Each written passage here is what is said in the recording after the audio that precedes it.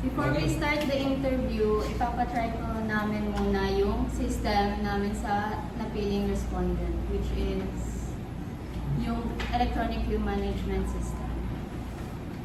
So, Papatry muna natin sa kanila. Ito yung may cellphone ba? And then, i-introduce mo naman siya. Here we have Mr. ipakilala mo yung sarili mo. Our first respondent is... My name is John Andre Haba from DSANT. Third year. Yeah. Try mo i-scan, then sagutan mo. Kailangan talaga isip niya. Isip window.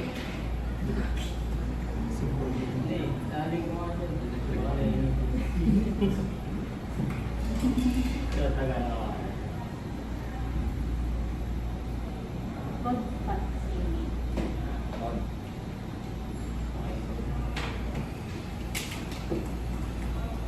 Dito na si Chief! Ano yan? Ano?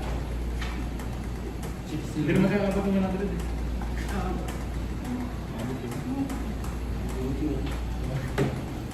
Ano ba na lang din? Yeah!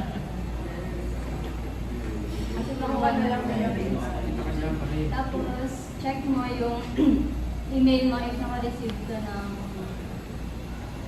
yung number. Okay, yung I-receive ako ng Dapat mga sa 1,000. yung number is 7.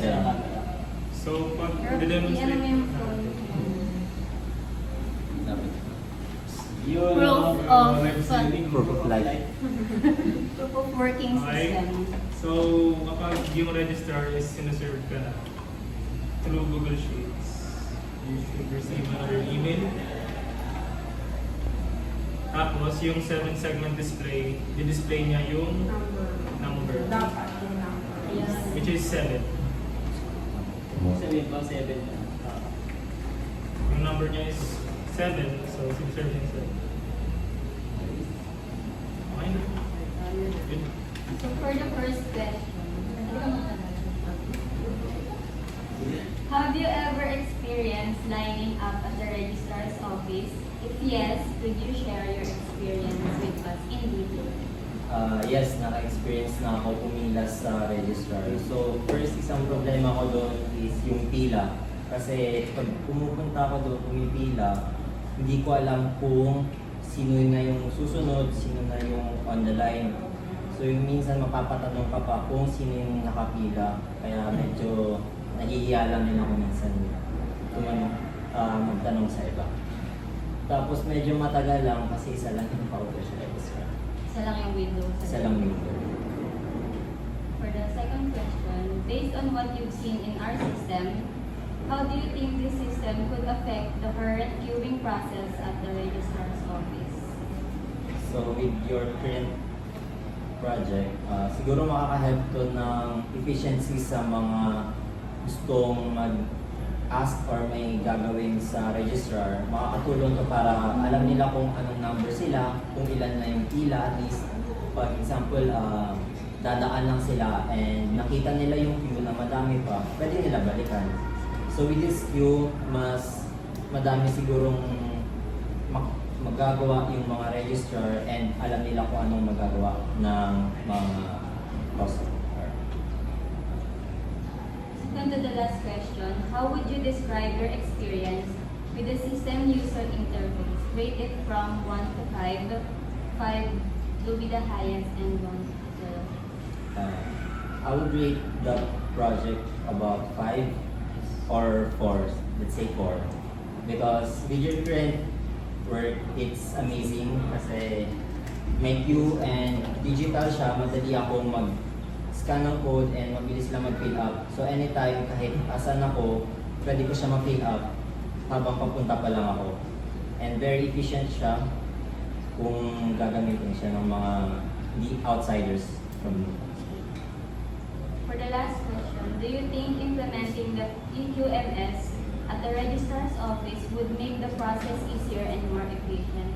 Why or why not? Yes, it will help us, also the students, kasi madaming mga graduating yung students yung nangangailangan ng TOR or mga documents, with the queuing time, mas mabilis nilang malalaman if kailangan, pwede na silang pumunta ngayon or pwede na silang pumunta the other day. Anytime, pwede nilang malaman or ma-scan kung gusto na nila punta ng registrar.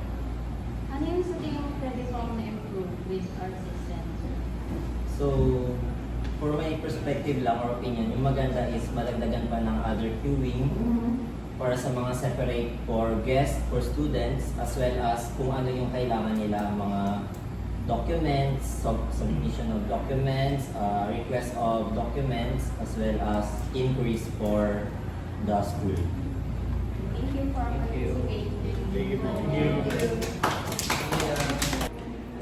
1, 2, 3, Good afternoon. So this is our second interviewee, Mr. Kurt Mendoza from DS Air Transportation. So before kami magpakonduct ng interview, explain ko muna kung paano gumagana yung aming project.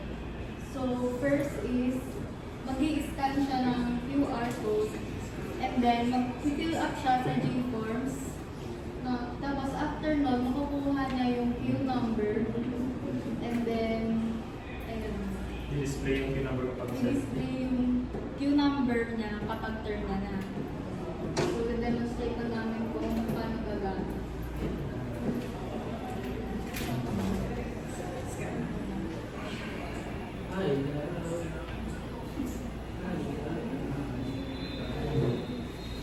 Bali, okay lang kung gamitin nyo is yung regular personal email.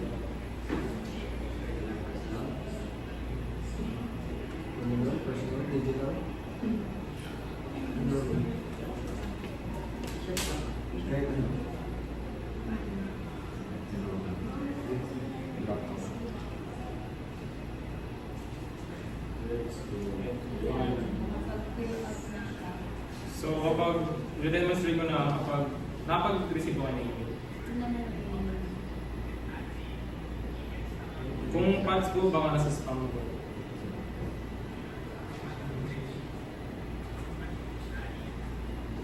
Check na po. Yung register. So kapag i-serve na yun yung register, which is through here, kapag may naka-manipulate dito, you should receive na email. Yung process na. Tapos yung number mo is shown here, which is number 8. Which is number 8. Yun ang number. For the Q&A part, first question is, have you ever experienced lining up at the registrar's office? If yes, could you share your experience with us? Yes, I have. Nung first year, syempre mag-enroll ka, and super time consuming niya kasi parang disorganized and walang masyadong system or clear instructions sa pagpipila. Second question po, based on what you've seen in our system, how do you think this system could affect the current billing process at the registrar's office? I feel like mas magiging efficient and effective yung line since may system na nga na nakaka-help sa pag-aayos ng bill. For our third question po, how would you describe your experience with the system's user interface? Rate it from 1 to 5. 5 is the highest and 1 is the lowest. I feel like 4 kasi very easy lang siya and madali lang siyang gamitin pero I feel like there's always room for improvement. So for our last question po, do you think implementing the EQMS at the registrar's office would make the process easier and more efficient? Why or why not?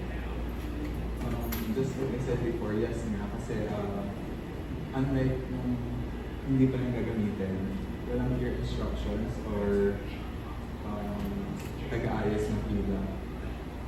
If may implement yan, mas magiging effective and efficient na yung lines and hindi na siya time consuming.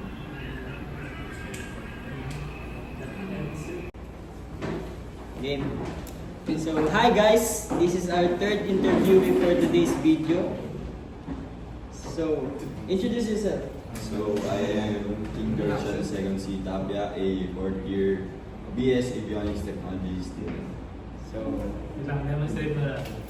Bale, gamit po yung phone nyo. You can scan po yung QR code natin. Tapos to fill up the form.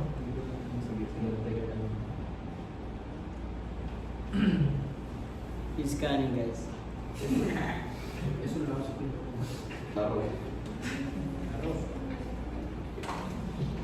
Just make sure lang na yung email mo na. Yun. And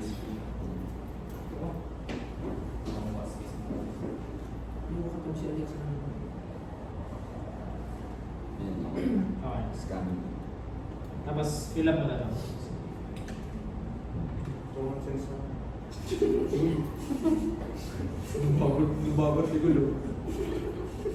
It's behind the scenes, guys.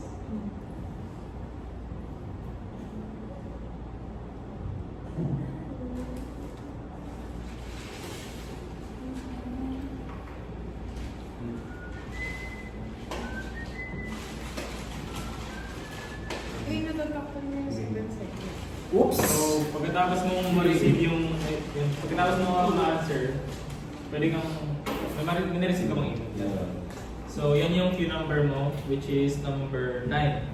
So, kapag yung instance na ikaw na yung in-serve ng registrar, serving dito sa laptop, May marireceive may, ka ulit na ano, may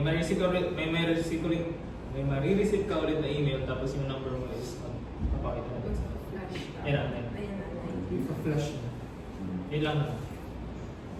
So, Sige, questions. let's proceed to the question and answer portion. So, Mr. Tapia, have you ever experienced lining up at the registrar's office? If yes, could you share your experience with us? Yes po, nakapag-line up na ako sa registrar's office nung nag-pass ako ng deficiencies, katulad dun sa card ko. And sa pag nagre-request ako ng documents sa kanila. Anong experience mo sa sa Ano naman, dapat lang siguro may room pa for improvement din. Yung organized na pagkakasunod-sunod ng mga nakalinya sa amin. Second question. Based on what you've seen in our system, how do you think this system could affect the current queuing process at the registrar's office? Sa tingin ko, mas magiging mas magiging organized talaga since malalaman mo kung pang ilan ka na sa linya and if ikaw na yung pagsaserva nila dun sa counter nila. So third, how would you describe your experience with the system's user interface? Now rate it from 1 to 5, with 5 being the highest and 1 is the lowest. Tingin ko 4 siya since medyo din siya eh. May process pa din kahit pa paano. Pero sa majority is automated talaga siya. Basic lang naman yung process niya na i-scan mo lang din. And yung sa Google Forms naman, dire-diretso lang din yung pagsasagot. Last question, do you think implementing the EQMS or our system at the registrar's office would make the process easier and more efficient? Why or why not? I would say yes nga. Kasi nga yung principle naman ng system is yung talaga yung pag-queuing ng mga students sa registrar and yun yun, magiging mas organized yung queuing system doon sa registrar's office. Follow-up question lang. Will it be easy for everyone to use sa tingin mo? Kahit yung mga hindi ganun kagalingan sa technology? Yes naman. Kasi mabilis naman yung steps eh. Kasi i-scan mo lang, then answer mo lang yung forms. Basic lang yung gagawin. Right? There we go. Thank you. Thank you. Thank you.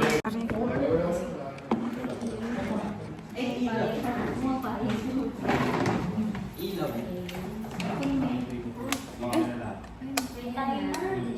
Yan, no?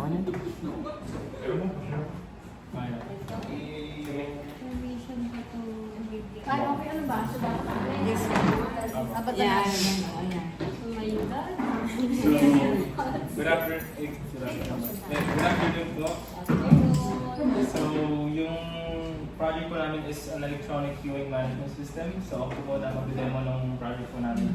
So, yung first step po ng project namin is yung mga estudyante will scan this QR code which consists of the Q form. So, can someone demonstrate this? Mag-scan. So yan, this queuing management system is intended for all offices or just For just the registered offices. Yun po yung scope po natin. So, can someone scan na. Sagutan nyo.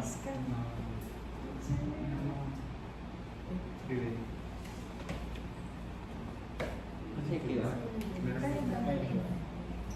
Ito, scan mo na tayo. Bale po, ito po yung laman ng aming form. So, for testing purposes, meron pong data privacy act. So, ensuring na your information of the students will not be used elsewhere. Yes. Tapos ito po yung laman po ng mismo. it's a Google form. Yes, yes. So you need to have a PATS account. Not really, pero pwede rin po outside the site. Okay. So, yung email address, yung full name, student number if applicable, tapos yung options po, what they want to do po sa register. Column surveys, Yes, po. surveys, accounts, commerce. These are just mock-ups. so Oo, it's not pero entirely- not all scholarships are processed by us. Yes, So po. kailangan din munang i-check yung mga services, no? Yes po. For the sake of ano lang po naman, demo lang. Yeah, yun na lang po yung nakapag-answer na ako. So, upon answering, mag-show up po dito sa sheets po natin. Tapos, at the same time, kapag submit po nila, may re-receive po silang queue number through email. Or, yung number. Ganun. So, from the point of view po ninyo as registrar, so, pwede nyo po i-check kung serving na po ba yung guest po natin.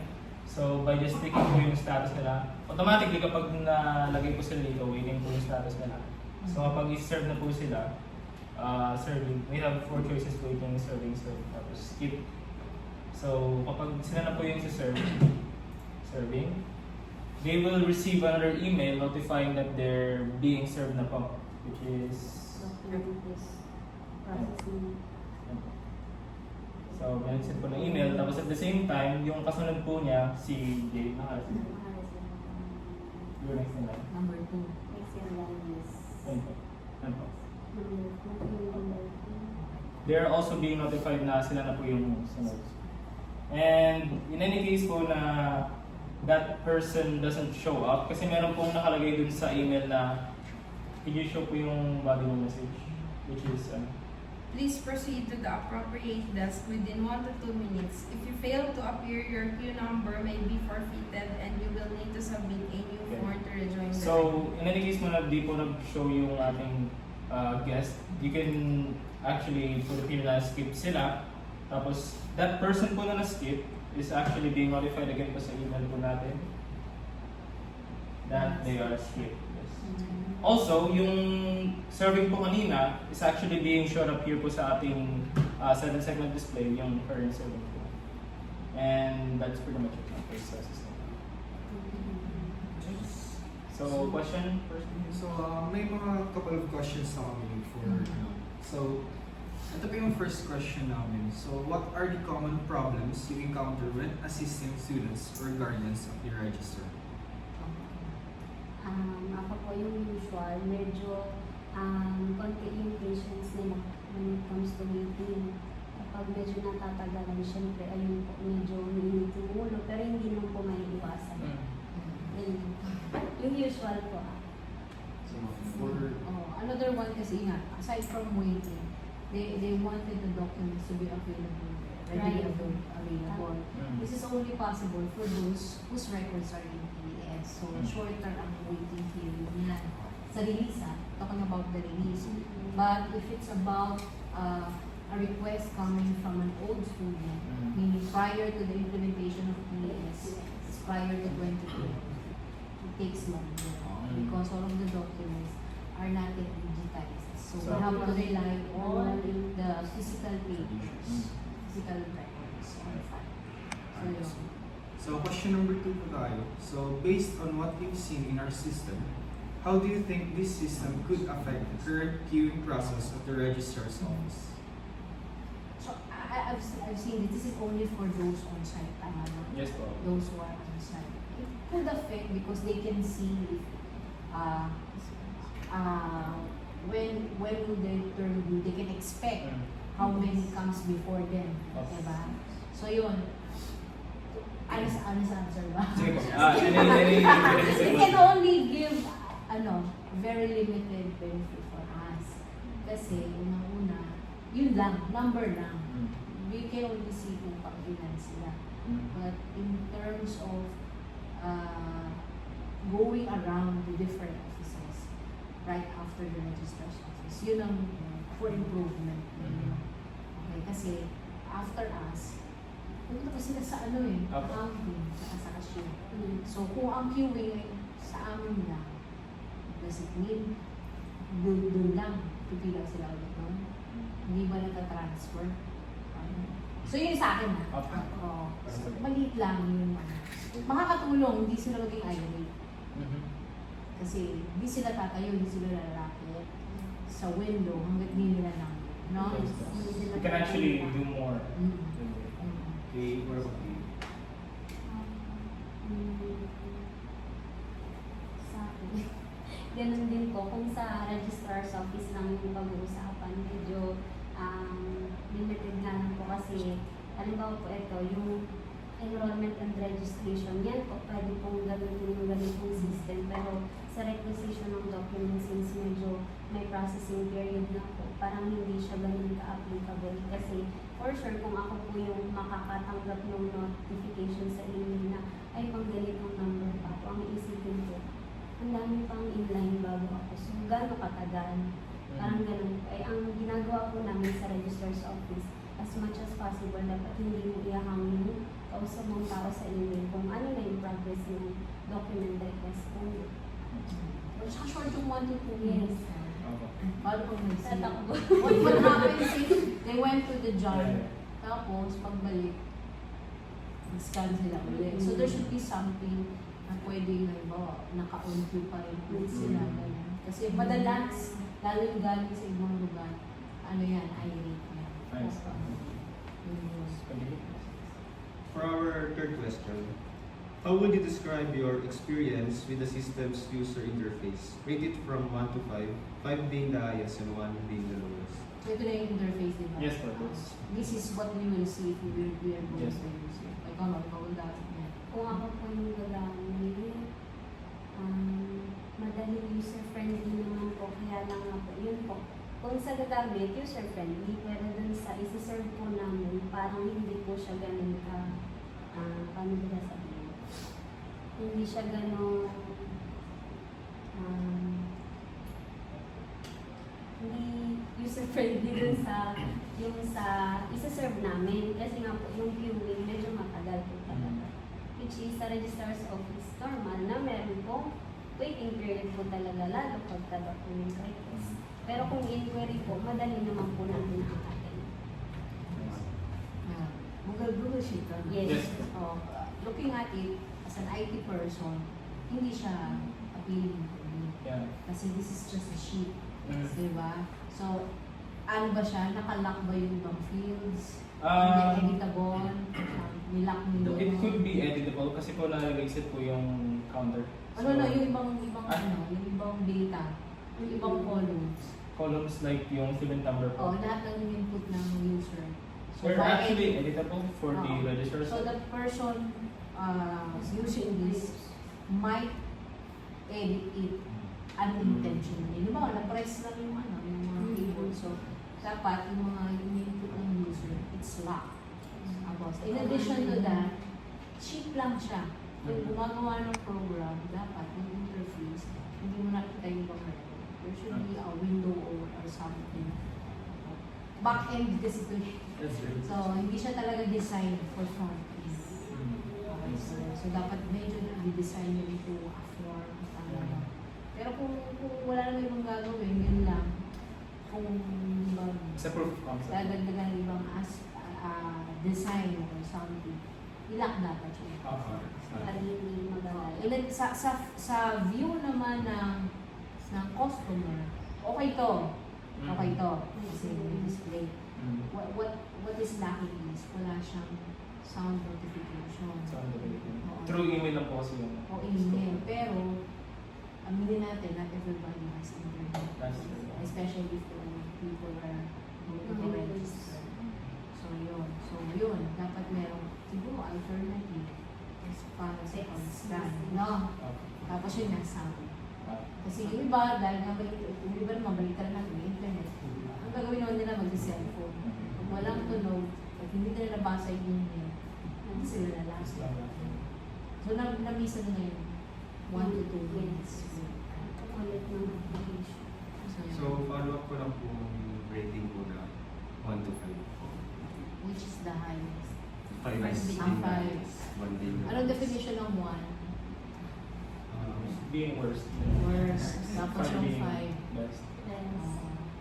Natapos ka na, ako na, ano ba? Sige lang. It really needs a lot of improvement. But for a start, 3 middle eh. Dito siya sa middle. So, okay lang ba na 2.5? Pwede ko 2.5. Honestly, it's also good. 2.5 kasi for me, it needs more improvement, more features pa. For it to be really useful for the future. Sige. 3.5. Yan sa akin, okay naman siya. Malaking effort na yung may ganitong system. Galing sa inyong students. And for our fourth question, again, on a scale of 1 to 5, 5 being the highest and 1 being the lowest, how would you rate the overall functionality of our system? Teka, ano ba yung rin yung bukod nila? Interface. Interface. Functionality. Ito naman naman. Kasi launa ka rin. Ayun, madali naman siyang gamitin. Simple lang. Sa akin, 4. Functionality. Kasi kung ako yung gagamit, madali lang. Madali lang para sa akin yung sarili ko. Ako 3 ha. So, because I want to improve. So, the main improvement would be, kahit hindi na yung interface, you put a sound to it. Para mag-call the attention, especially those in the front as yung customers. Sa amin, walang problema. Pero yung customer, para sa customers to din. Yes, sila dapat. And for our last question, do you think implementing the EQMS at the registrar's office would make the process easier and more efficient? Why or why not? Ako na. Oh yes, oo. Especially the display, tsaka yung notification. If you can develop this more, okay sa amin. We can use it actually. So that we can ang tawag ito, manage especially injury cases. Makakatulong talaga ng sobra. Lalo na pagka on-site, lahat halos yung dala kasi gusto mabilis. Ayaw ng manual. So, malaking bagay po yung mga ganitong system.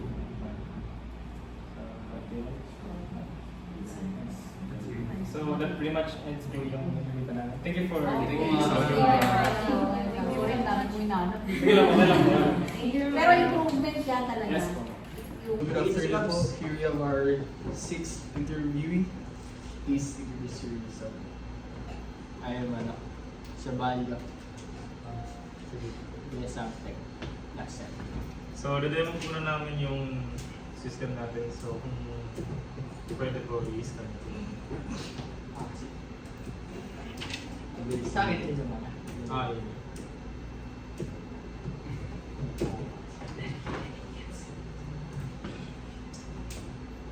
Working po dapat yung email.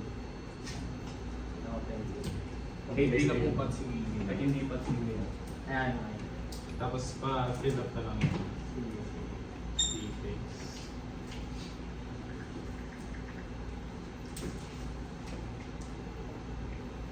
Sa one yung confidence pa.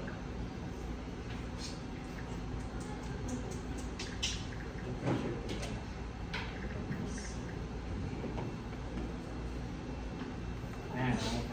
Balik pagka-submit nyo, pa-check na lang po ng email kung may so, matibigay.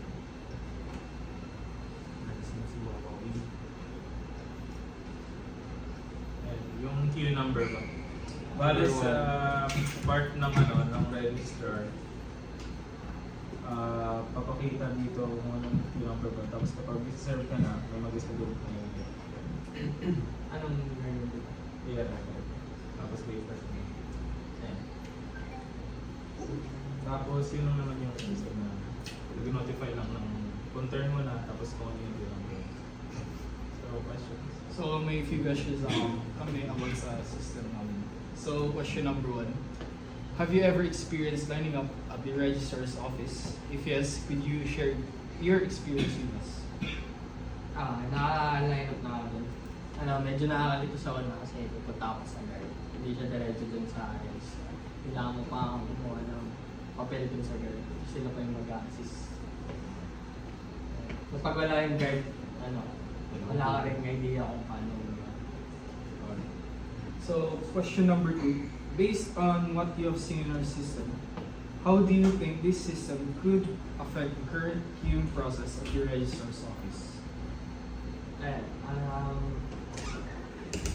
Okay, tingin ko mas mapapabilis yung pila. Tapos, mas straight to the point siya sa akin. Hindi na siya kakausapan niya kung gaya ng guard, di naman siya part ng registrar. So, yan, diretso na doon. So, question number 3. How would you describe your experience with the system's user interface? Rate it from 1 to 5, 5 being the highest and 1 being the lowest. Simple lang naman siya kasi scan lang so mas mabilis. Tapos, sa email, lang din, diretso naman na queue number agad. Tapos, nandun na yung mga info. And so, kung i-rate ko siya, yung mga 4. So, question number 4, last question po. Do you think implementing the EQMS at your registrar's office would make the process easier and more efficient? Why or why not? And kung siguro smooth yung ganun lagi yung smooth yung transaction, siya, mas magiging efficient, mas magiging mas madali. So kung ganun lagi, kung consistent na ganun, tingin ko mas madali mas efficient. Okay, so that would be all. Thank you. Sarang ito na dapat ito. Ito na ganun.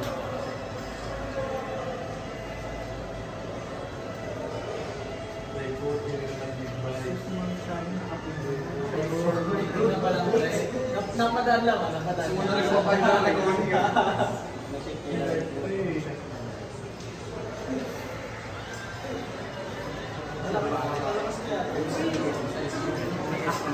Sunday break.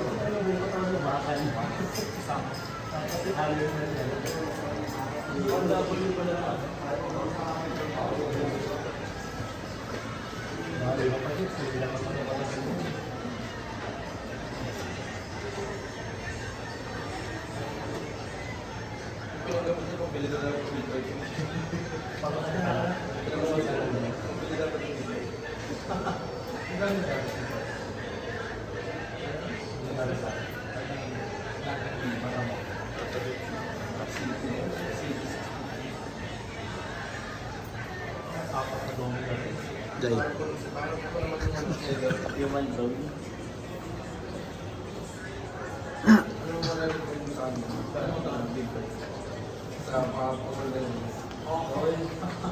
May maganda ng gold din nila.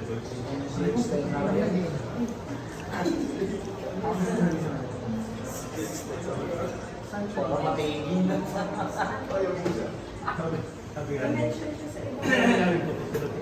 So, 6 parts na sa pang round.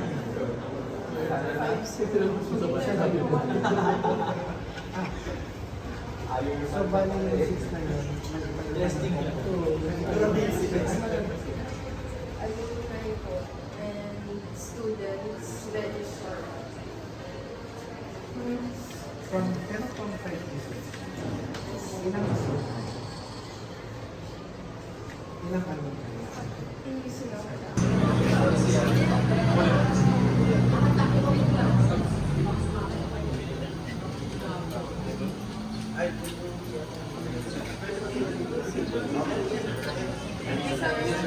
Picture lang. piso na naka-arrange siya sa tatlo. So ito sumasagot sa SOP 1, SOP 2, SOP 3.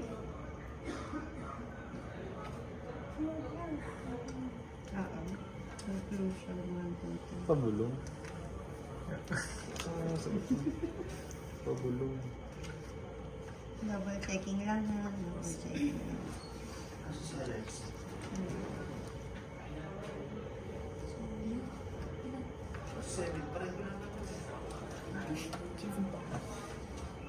Ganun.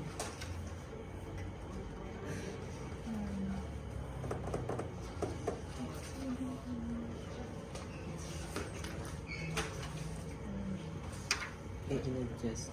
June. Mag-break ka pa.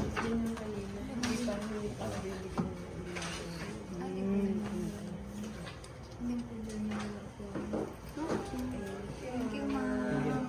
Thank you, ma'am. Human drone?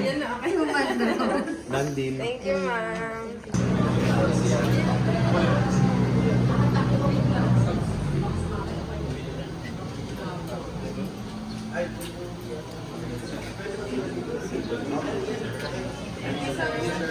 Picture lang. Asan? Ako na video da. Naku, man eh.